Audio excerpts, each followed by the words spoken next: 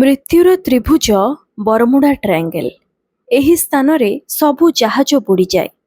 ହେଲେ କାହିଁକି? କ'ଣ ଏହା ପଛରେ ରହିଛି ରହସ୍ୟ? ମୁଁ ଆଜି ଆପଣଙ୍କୁ କହିବି ବରମୁଡା ଟ୍ରାଏଙ୍ଗେଲ ପଛରେ ଥିବା ଉଭୟ ପ୍ରାକୃତିକ ଏବଂ ବୈଜ୍ଞାନିକ କାରଣ ବିଷୟରେ, ଏହା ପଛରେ ଲୁଚି ରହିଥିବା ପ୍ରକୃତ ରହସ୍ୟ ବିଷୟରେ। ଭିଡ଼ିଓଟି ଇନଫର୍ମେଟିଭ୍ ଏବଂ ଇଣ୍ଟରେଷ୍ଟିଂ ହେବାକୁ ଯାଉଛି, ତେଣୁ ଶେଷ ଯାଏଁ ଧ୍ୟାନର ସହ ଦେଖନ୍ତୁ। ବରମୁଡା ଟ୍ରାଏଙ୍ଗେଲ, ଯାହାକୁ ଡେଭିଲ୍ସ ଟ୍ରାଏଙ୍ଗେଲ ବୋଲି ମଧ୍ୟ କୁହାଯାଏ, ଦୀର୍ଘ 100 ବର୍ଷର ରହସ୍ୟ ହେଉଛି ଏହି ବରମୁଡା ଟ୍ରାଏଙ୍ଗେଲ।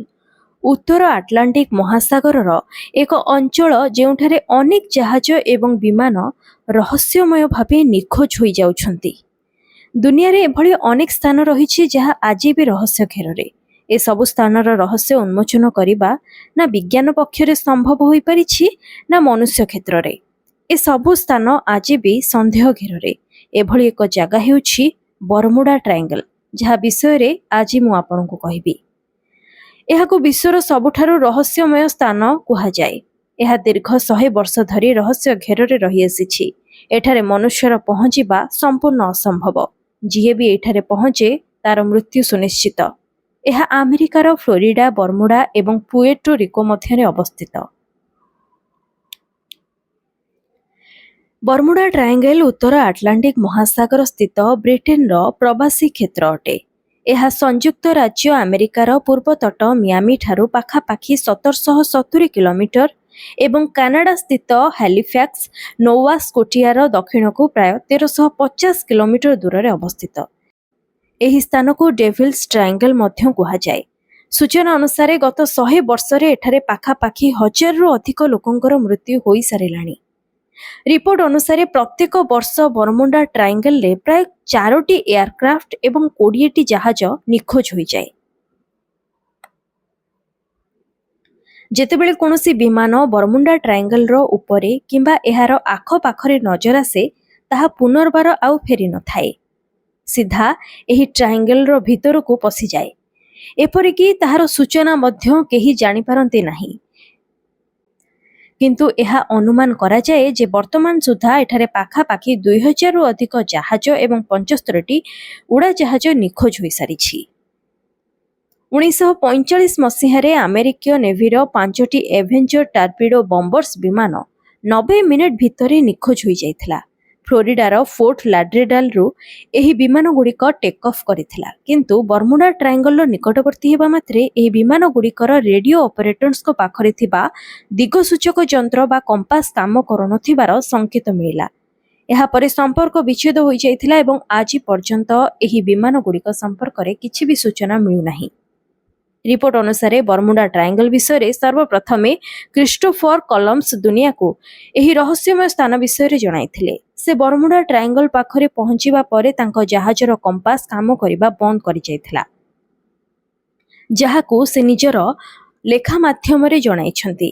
ଏହାପରେ ତାଙ୍କୁ ଆକାଶ ମାର୍ଗରୁ ଏକ ରହସ୍ୟମୟ ନିଆଁ ଗୋଳା ବାହାରିବା ଦେଖାଯାଇଥିଲା, ଯାହା ସିଧା ଯାଇ ସେହି ସମୁଦ୍ରରେ ପଡ଼ିଥିଲା। ସୂଚନା ଅନୁସାରେ ବରମୁଡା ଟ୍ରାଏଙ୍ଗେଲରେ ଏକ ଶକ୍ତିଶାଳୀ ଚୁମ୍ବକୀୟ କ୍ଷେତ୍ର ଥିବା କାରଣରୁ ଜାହାଜରେ ଲାଗିଥିବା ଉପକରଣ ଏଠାରେ ପହଞ୍ଚିବା ପୂର୍ବରୁ ହିଁ କାମ କରିବା ବନ୍ଦ କରିଦିଏ। ଏହି କାରଣରୁ ଜାହାଜଟି ଭୁଲ ମାର୍ଗରେ ଚାଲିଯାଏ ଅଥବା ଦୁର୍ଘଟଣାର ଶିକାର ହୁଏ। କିନ୍ତୁ ବର୍ତ୍ତମାନ ପର୍ଯ୍ୟନ୍ତ ଏହାର ସତ୍ୟତା ରହସ୍ୟମୟ ହୋଇ ରହିଛି। ତଥାପି ବୈଜ୍ଞାନିକ ଏବଂ ବିଶେଷଜ୍ଞଙ୍କ ମତରେ ଏଠାରେ ଜାହାଜ ଗାୟବ ହେବାର ମୁଖ୍ୟ କାରଣଗୁଡ଼ିକ ରହିଛି। ପ୍ରଥମରେ ତ ପ୍ରାକୃତିକ କାରଣ ଏବଂ ପାଣିପାଗ। ଏହି ଅଞ୍ଚଳରେ ଅଚାନକ ଭୟଙ୍କର ଝଡ଼, ବାତ୍ୟା ଏବଂ ସାମୁଦ୍ରିକ ତୋଫାନ ଆସିଥାଏ। ଗଲ୍ଫ ଷ୍ଟ୍ରିମ୍ ନାମକ ଏକ ଶକ୍ତିଶାଳୀ ସାମୁଦ୍ରିକ ସ୍ରୋତ ଏଠାରେ ବହିଥାଏ, ଯାହା ପାଣିପାଗରେ ଶୀଘ୍ର ପରିବର୍ତ୍ତନ ଆଣିଥାଏ ଏବଂ ଜାହାଜରେ ଦିଗକୁ ଭ୍ରମ କରିପାରେ। ଏହାପରେ ରହିଛି ମିଥେନ୍ ଗ୍ୟାସ୍ ବିସ୍ଫୋରଣ। ସମୁଦ୍ରର ତଳଭାଗରେ ମିଥେନ୍ ଗ୍ୟାସ୍ର ବଡ଼ ଭଣ୍ଡାର ଥିବାର ଅନୁମାନ କରାଯାଉଛି। ଏହି ଗ୍ୟାସ୍ର ଅଚାନକ ବିସ୍ଫୋରଣ ଯୋଗୁଁ ପାଣିର ଘନତ୍ୱ କମିଯାଏ, ଯାହାଫଳରେ ଜାହାଜ ତୁରନ୍ତ ସମୁଦ୍ର ଭିତରକୁ ବୁଡ଼ିଯାଏ। 3 ନମ୍ବର କାରଣ ରହିଛି ରୋଗ୍ ୱେଭ୍। ବୈଜ୍ଞାନିକମାନେ 100 ଫୁଟ ପର୍ଯ୍ୟନ୍ତ ଉଚ୍ଚତାର ରୋଗ୍ ୱେଭ୍ ବା ବିଶାଳକାୟ ସାମୁଦ୍ରିକ ଲହରୀକୁ ଏହାର କାରଣ ବୋଲି ମାନନ୍ତି। ଏହି ଲହରୀ ଏତେ ଶକ୍ତିଶାଳୀ ଯେ ଏହା ବଡ଼ ଜାହାଜକୁ ମଧ୍ୟ କିଛି ସେକେଣ୍ଡରେ ନଷ୍ଟ କରିଦେଇପାରେ। ଚତୁର୍ଥ କାରଣ ରହିଛି ମାନବୀୟ ଭୁଲ। ଅନେକ ସମୟରେ ପାଇଲଟ ବା ଜାହାଜ ଚାଳକଙ୍କ ଦିଗ ପରିବର୍ତ୍ତନରେ ଭୁଲ ଯୋଗୁଁ ଦୁର୍ଘଟଣା ଘଟିଥାଏ। ନାଭିଗେସନାଲ ଏରର ପାଇଁ ଏହି ସମସ୍ୟା ହୋଇଥାଏ। ଶେଷରେ ଭୌଗୋଳିକ ସ୍ଥିତି।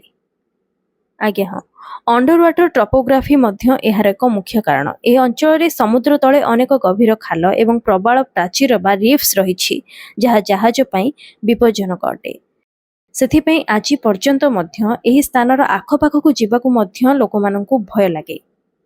କୌଣସି ଜାହାଜ ଏହି ସୀମାର ନିକଟବର୍ତ୍ତୀକୁ ଯିବାକୁ ସାହସ କରେ ନାହିଁ। ବୈଜ୍ଞାନିକ ଦୃଷ୍ଟିକୋଣରେ ଆମେରିକାର NOAA ମାନେ ନ୍ୟାସନାଲ ଓସେନିକ୍ ଆଣ୍ଡ ଆଟମସ୍ଫିୟରିକ୍ ଆଡମିନିଷ୍ଟ୍ରେସନ ଏବଂ ଅନ୍ୟ ଗବେଷକମାନେ କୁହନ୍ତି ଯେ ବରମୁଡା ଟ୍ରାୟାଙ୍ଗଲରେ ଜାହାଜ ନିଖୋଜ ହେବା ସାଧାରଣ ସମୁଦ୍ର ଅପେକ୍ଷା କିଛି ଅଧିକ ରହସ୍ୟମୟ ନୁହେଁ। ଏହା ଏକ ବ୍ୟସ୍ତ ସାମୁଦ୍ରିକ ମାର୍ଗ ହୋଇଥିବାରୁ ଏଠାରେ ଦୁର୍ଘଟଣା ଅଧିକ ହୁଏ।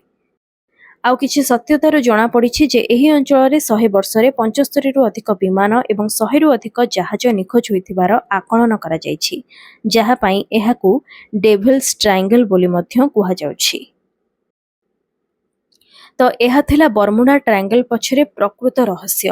କ'ଣ ପାଇଁ ଜାହାଜ ଏହା ପାଖକୁ ଗଲେ ବୁଡ଼ିଯାଏ, ତାହା ଆପଣ ଏବେ ଜାଣିସାରିଥିବେ। ବରମୁଡା ଟ୍ରାୟାଙ୍ଗଲକୁ ନେଇଥିବା ଆଜିର ଏହି ସ୍ପେଶାଲ ଭିଡ଼ିଓଟି ଆପଣଙ୍କୁ କିଭଳି ଲାଗିଲା ମୋତେ କମେଣ୍ଟରେ ନିହାତି ଭାବେ ଜଣାଇବେ। ଭିଡ଼ିଓଟି ଆପଣଙ୍କୁ ଭଲ ଲାଗିଥିଲେ, ଇନଫର୍ମେସନଟି ଭଲ ଲାଗିଥିଲେ ଏହାକୁ ଖୁବ୍ ମାତ୍ରାରେ ଲାଇକ୍ କରନ୍ତୁ ଏବଂ ସେୟାର ମଧ୍ୟ କରନ୍ତୁ। ଦେଶ ଦୁନିଆ ସହ ଜଡ଼ିତ ଏଭଳି ଅନେକ ଇନଫର୍ମେଟିଭ୍ ଫ୍ୟାକ୍ଟ ବେସ୍ଡ ଭିଡ଼ିଓ ଏବଂ ରହସ୍ୟମୟ ଭିଡ଼ିଓ ଯଦି ଆପଣ ଦେଖିବାକୁ ଚାହୁଁଛନ୍ତି ତାହେଲେ ଏବେ ହିଁ ମୋ ଚ୍ୟାନେଲକୁ ସବସ୍କ୍ରାଇବ୍ କରନ୍ତୁ।